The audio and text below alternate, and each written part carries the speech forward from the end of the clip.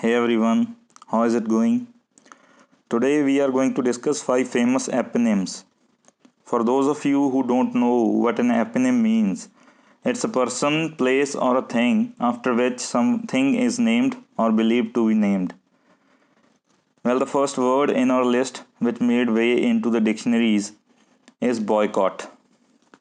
It's a common word in our day to day conversations. For example, like to boycott someone or boycott an organization.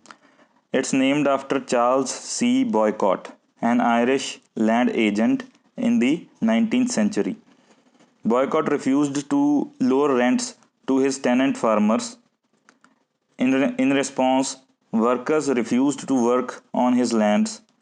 Businessmen refused to trade with him, and the word was quickly made famous by the 19th century newspapers and hence got its current meaning. Well, next up on our list is Quisling. A Quisling is a traitor who collaborates with an occupying enemy force for his or her own benefits. Named after Vidkun Quisling, who was a Norwegian politician and helped Nazis occupying Norway. He was later charged with treason and executed at the end of the Second World War. Some synonyms for Quisling are traitor, turncoat.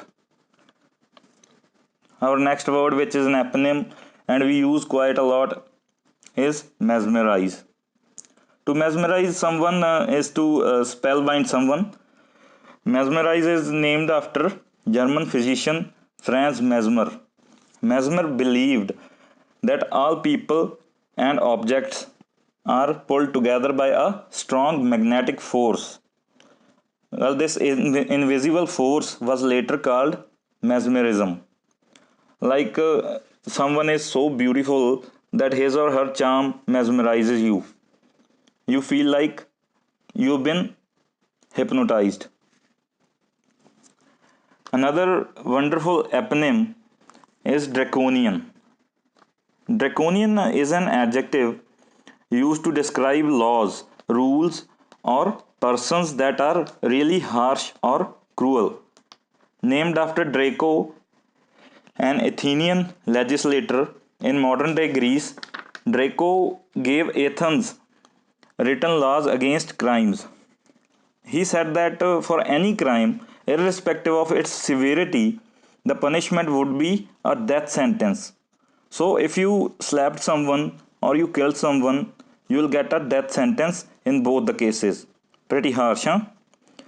That's how we got our word. Now, the next and the final word on our list is one of my favorite eponyms of all times, sandwich. Sandwich, as we all know, is a form of meal containing two pieces of bread with some cheese or other filling stuffed in between. Sandwich came into English language after 4th Earl of Sandwich. Sandwich loved to eat two pieces of bread with some meat stuffed in between them.